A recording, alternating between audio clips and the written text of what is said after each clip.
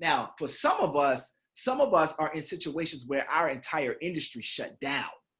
Some of us are coming from situations where the jobs that we had are closed, like it's not happening anymore.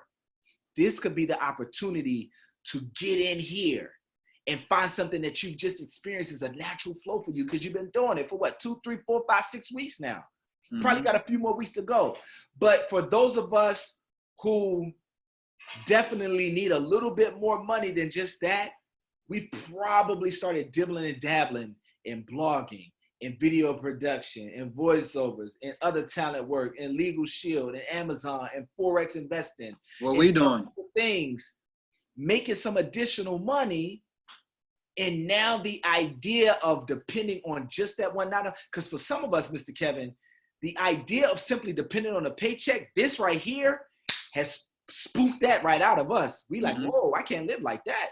Like, that was my whole livelihood. So if you already figured out ways, bro, to make different money, to supplement your lifestyle, this right here could allow you to get a paycheck, get benefits, great. Still make your other money on the side that now you know how to do, but how easy it is for you